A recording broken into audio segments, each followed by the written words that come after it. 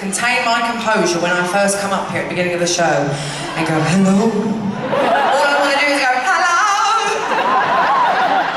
I'm getting used to now, 81 shows in. So I actually can't see you all that well right now with these blinds here that I got from IKEA. But in a minute they go up and then I'll be able to see you a little bit better. But is everyone having a good time so far?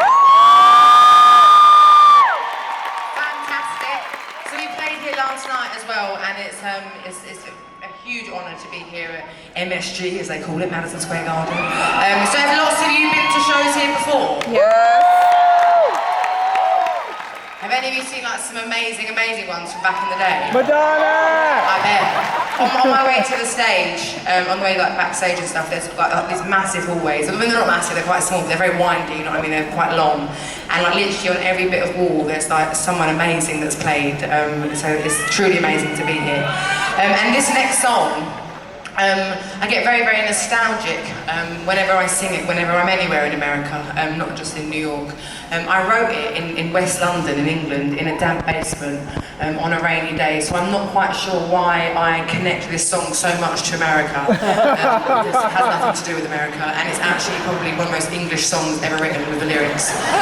But for some reason, I get very sentimental, and I actually think the reason is because when I came here, like I said earlier, to sign my American record deal with my first album, the album was kind of led by this song that I'm going to do for you in a minute after I talk for a really, really long time. Sorry about that.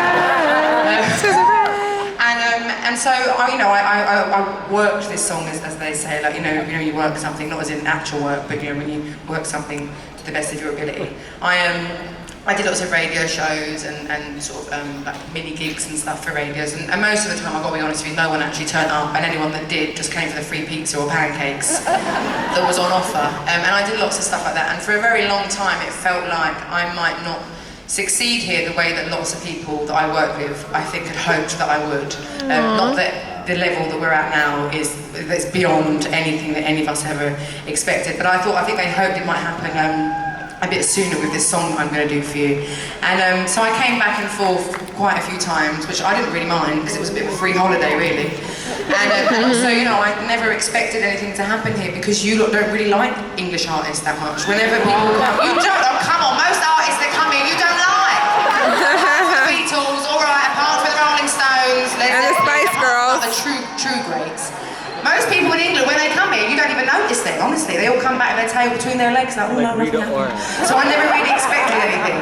And very slowly, certain people started to connect to this song that I'm talking about. That wasn't a diss, by the way, I'm just saying it's very unlikely that anyone from England is necessarily going to do well here, that's all I was saying. I'm not saying you've got bad taste in music, you have great taste in music. Clearly. And then all of a sudden, right, I got summoned to New York City and I got SNL. I got given the opportunity to perform. And I knew what it was, and I didn't realise the magnitude of the situation that I was stepping into because it was a very highly anticipated show, the one I was on, the episode, not because I was on it, but because Tina Fey as Sarah Palin or Sarah Palin as Tina Fey, I never quite got my head around that, but they were both there. And it was, I guess it was nearly to the date, like I don't know how long ago now, it was millions of years ago, but it's election time again. And so I was there, and it was one of the most watched episodes for a really, really long time, which I found out about 10 seconds before I went on the stage to go live. So I literally shat myself. Any live TV I'd ever done was like a really early morning show somewhere where like 5 people probably woke up to watch it. So when I realised how many people were tuning in, I thought I might die live on TV. And after I did this song, and I also did Cold Shoulder, and then after I flew back home to London, and it was like, it got a little bit crazy, I've got to say, it got a little bit crazy, and all of a sudden I had a career in America, and I was bowled over, I couldn't get over it. With my tails between my legs, I was like, way! Anyway, and but by that point, I was about to turn 21 in New York City. I turned 21 in New York City. I played the Roseland Ballroom.